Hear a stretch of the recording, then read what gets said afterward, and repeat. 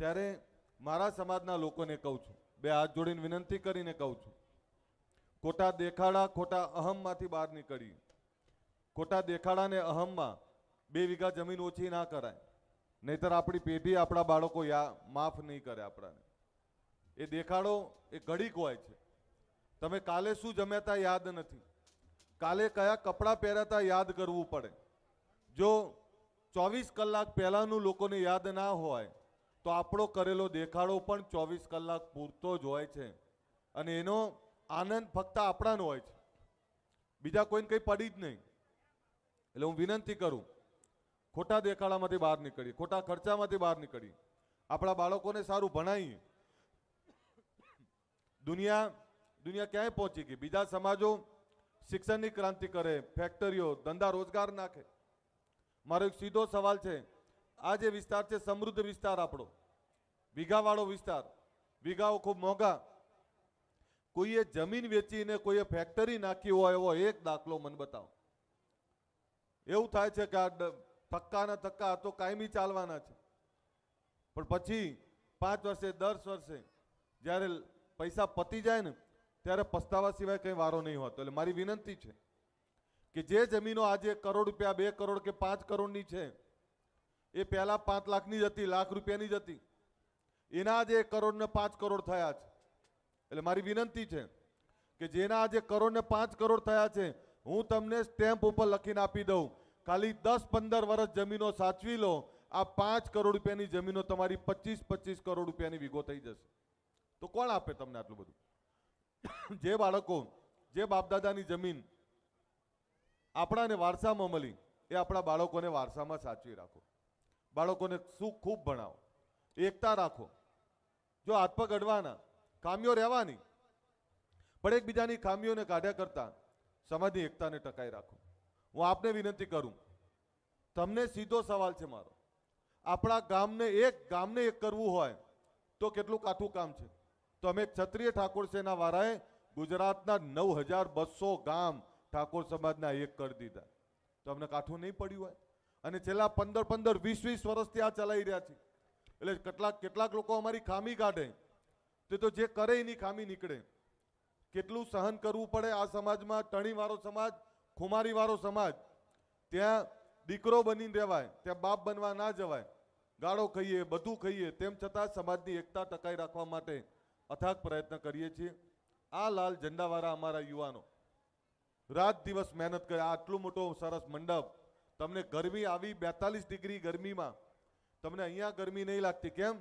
જગ્યાએ કુલર મૂકેલા છે, મંડપ સારો બનાવ્યો છે, જે પ્રાઇવેટ લગ્ન થાય એ પ્રકારનો ખર્ચો કર્યો છે. આવું આખા ગુજરાતમાં અમારા યુવાનો કામ કરે છે. આખા ગુજરાતમાં યુવાનો સમાજ ઉત્થાનનું કામ કરે છે. એક જ વિચાર, સમાજને આગળ કેવી રીતે લઈ જવો, સમાજમાં શિક્ષણ આવે, સમાજમાં વ્યસન મુક્તિ આવે, સમાજમાં રોજગારી આવે, સમાજમાં પૈસે ટકે સમૃદ્ધ થાય. અમારું જે સપનું છે, એક સરપંચ, એક ધારાસભ્ય, એક સંસદ સભ્ય નહીં હોય ચાલશે, પણ આ સમાજના અધિકારી કર્મચારીઓ, IAS, IPS, ડોક્ટર, એન્જિનિયર આ આવે એના માટે મથી રહ્યા છે. ત્યારે આપને વિનંતી છે, અમે માણસ છીએ, નાની મોટી ખામીઓ અમારામાં હશે, નાની મોટી ભૂલો અમારાથી થતી હશે, પરંતુ આ સમાજ એક એવો વેરવિખેર સમાજ હતો આખા ગુજરાતમાં. આ સમાજને એક કરવું એટલે એવું કે ઉપરથી ભગવાન આવે તો એક ના થાય. એની જગ્યાએ ભગવાન પરમાત્મા, આપણી કુળદેવીની કૃપા થઈ, ભોળાનાથની કૃપા થઈ કે એક ગામથી બીજું, બીજા ગામથી ત્રીજું, 9200 ગામમાં સંગઠન ચાલે છે અને 9200 ગામનો સમાજ એક કરી દીધો. આજે આ બોરીસણા કલોલમાં કઈ તકલીફ પડે તો સૌરાષ્ટ્રનો ઠાકોર, ઉત્તર ગુજરાતનો ઠાકોર, મધ્ય ગુજરાતનો, છેક દક્ષિણનો ઠાકોર, આ સંગઠન એ પાટણ, બનાસકાંઠા, મહેસાણા કે ગાંધીનગર, સાબરકાંઠા, અરવલ્લી, મહીસાગર, ખેડા કે આણંદ પૂરતું નથી. આ સંગઠન અમદાવાદથી લઈને સુરેન્દ્રનગર, સુરેન્દ્રનગરથી મોરબી, મોરબીથી લઈ કચ્છ અને કચ્છથી લઈ જામનગર, જુનાગઢ, રાજકોટ, પોરબંદર, બોટાદ, ભાવનગર, આ બાજુ તમે જાઓ વડોદરા, સુરત, નવસારી, ખેડા, આખા ગુજરાતમાં છે. ક્યારેક ચેક કરવું હોય તો કરી લેજો. વોટ્સઅપ, ફેસબુકમાં એક મેસેજ નાખજો કે ભાઈ અહીંયા કોઈ છે ક્ષત્રિય ઠાકોર સેનાનો યુવાન, અમારે આ જરૂર છે, જેના ગજવામાં 200 રૂપિયા હશે ને તમારી જોડે ભાડું નહીં હોય ને તો એ 200 રૂપિયા તમને આપી દેશે. એવું નહીં કે મારી જોડે 200 રૂપિયા છે કે નહીં. એવા સમાજ માટે મથે એવા યુવાનો તૈયાર કર્યા છે અમે, અને સમાજ માટે કામ કરે એવા યુવાનો તૈયાર કર્યા છે.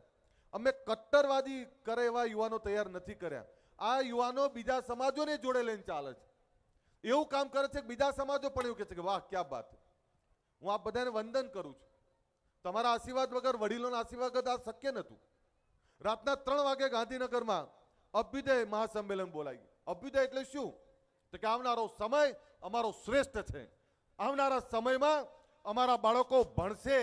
આવનારા સમયમાં અમારા દીકરા દીકરીઓ પણ ફેક્ટરીઓના માલિક બનશે. આવનારા સમયમાં પણ અમે સમૃદ્ધ જીવન જીવીશું. આવનારા સમયમાં પણ આ સમાજમાં એક પણ વ્યસન નહીં રહેવા દઈએ. આવનારા સમયમાં ગુજરાતના ખૂણે ખૂણે આ સમાજને એક કરી દઈશું. એ સપના સાથે ભેગા થયા હતા. અને તમને વંદન કરવું પડે. આ દેશમાં 3 ઘટના હતી. આ દેશ આઝાદ થયો ત્યારે રાત્રે સભા થઈ હતી.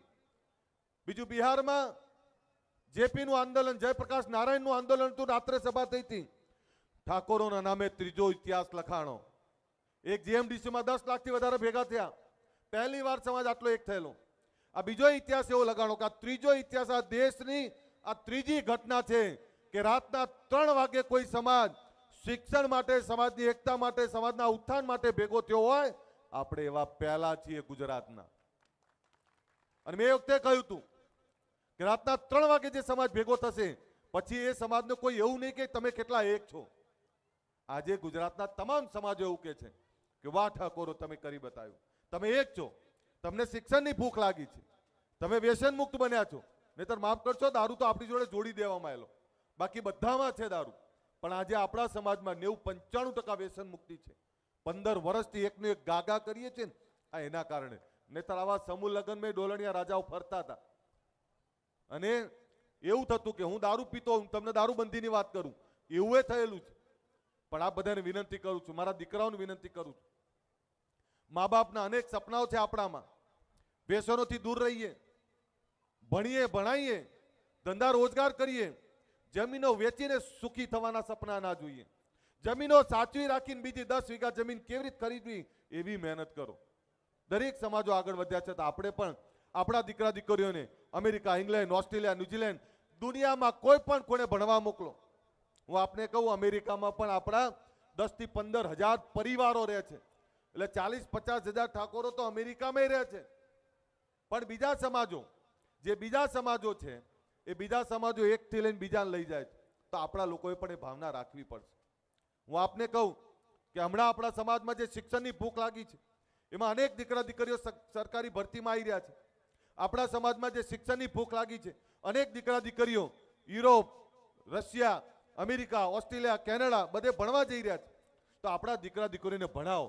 એ ભણેલો દીકરો દીકરી એ તમારા વીઘા ઓછા નહીં થવા દે. એ 5 વીઘાના 10 વીઘા કરી આપશે તમને. એ ભણાવો અને ખોટા ખર્ચામાંથી બહાર નીકળો, ખોટા અહમમાંથી બહાર નીકળો. મારો દીકરો 15,000 રૂપિયામાં પરણ્યો હતો.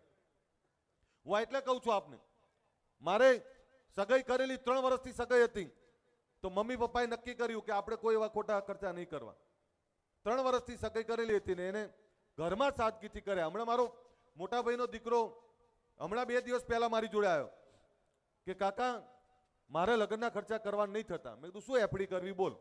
મને કે ના, એફડી કરો કે ના કરો, કાકા આપણે 5, 10, 15, 25 જે યથાશક્તિ આપણે ખર્ચો કરીએ એ પૈસા દીકરાને દીકરીને એફડી કરીને કે એના ખાતામાં જમા કરી આપીએ તો સાહેબ 5 વર્ષે દીકરો એવું કહે છે કે મારા મા બાપે ખોટો દેખાડો નહોતો કર્યો ને આ એમણે સાચવી રાખ્યું ને ત્યાં મારા 5 લાખના અત્યારે 20 લાખ રૂપિયા થયા. એને મેં પૂછ્યું તો કે કાકા મારે કોઈ ખર્ચો નહીં કરવો. એણે મને એવું કહ્યું કે કાકા તમે 11,000 રૂપિયા મારે લગ્ન કરવા છે. અને મેં એવું કહ્યું તો સમૂહ લગ્નમાં જોડી જા કે ના મારે ઘરમાં કરવા છે. હું ફરીથી કહું કે દુનિયાની જોડે એરોપ્લેનો છે, મોટા ફેક્ટરીઓના માલિકો છે, ઘર ભરાય એટલા પૈસા છે. એ લોકો દેખાડો નહીં કરતા તો આપણે દેખાડામાં વીઘા ઓછા ના કરાય. વરરાજાને તિલક કરાવડાવો. કરાય ખરા વીઘા ઓછા. તો અંતરપટ જરો મહારાજ 2 જ મિનિટ. દરેક ભૂદેવ અંતરપટ. મહારાજ 2 જ મિનિટ. વીઘા ઓછા ના કરતા 2 હાથ જોડીને વિનંતી કરું. આ અમદાવાદ આપણું હતું, આ ગાંધીનગર આપણું હતું. અને હજુય તમને કહું, તમે હાચવી રાખો ને બાપ તો આ કલોલ, ગાંધીનગર, દેગામ, દસકોઈના ઠાકોરોની જમીનની કિંમત ગણો ને તો 10 લાખ કરોડ રૂપિયાની જમીનો હજુય પડી છે. સાચવી રાખો. ગરીબ નથી આપણે ગરીબ નથી, પણ સાચવી રાખો. ધંધા રોજગાર કરો.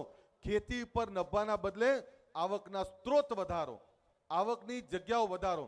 10 જગ્યાએથી આવક આવતી હશે ને તો સુખી થશો. હું ફરીથી આપને બે હાથ જોડીને વિનંતી કરું. તમને એવું થાય કે આરો કેમ આટલું બધું બોલ કરે છે? હું એ તમારો છું. મારું સપનું છે કે અમદાવાદના બજારમાં, ગાંધીનગરના બજારમાં મોટી એસી ઓફિસમાં બેઠા હોય અને મારો ઠાકોર 5-25 હજાર કરોડનો વહીવટ કરતો હોય. એ સપનું મારું છે ને એટલે દોડ કરું છું. મારું સપનું છે કે અમદાવાદ કે ગાંધીનગર કલેક્ટર કે ડીએસપી ઓફિસ જઈએ, ત્યાં મારો દીકરો કે દીકરી ત્યાં બેઠો હોય ને, એ અમને વેઇટિંગમાં બેસાડે અને જઈને એને સલામ મારવાની થાય ને, એ સપનું છે ને એટલે દોડ કરીએ છીએ ને એટલે બોલ કરીએ છીએ. દુખે છે જે સમાજે આટલા મોટા કર્યા, એ સમાજની પીડા ઘણીવાર દેખાતી નથી ને, એ દુખે છે. રાજનીતિ એક જ જગ્યાએ ક્યાં સુધી આપણે રહીશું? રાજનીતિ પણ જરૂરી છે, પણ રાજનીતિ સિવાયની દુનિયા પણ બહુ મોટી છે. ચૂંટણી 5 વર્ષે એકવાર આવે, 4 વર્ષ શું કરવાનું? તો શિક્ષણની વાત કરીએ, વ્યસન મુક્તિની વાત કરીએ, સમાજ એકતાની વાત કરીએ, સમાજ ઉત્થાનની વાત કરીએ અને દરેક સમાજોને સાથે લઈને ચાલીએ. એ જ વિનંતી સાથે મારી વાત પૂરી કરું. વધારે બોલી ગયો તો માફ કરજો. તમારો દીકરો છું, હું તમારો દીકરો છું, એટલે મારા સમાજમાં જ્યારે બોલવાનો મોકો મળે ત્યારે હું સમાજ ઉત્થાનની વાત કરતો હોઉં છું. ફરીથી આપ બધાનો ખૂબ ખૂબ આભાર. બોલો ભારત માતા કી, ઠાકોર સમાજ કી. હવે આવી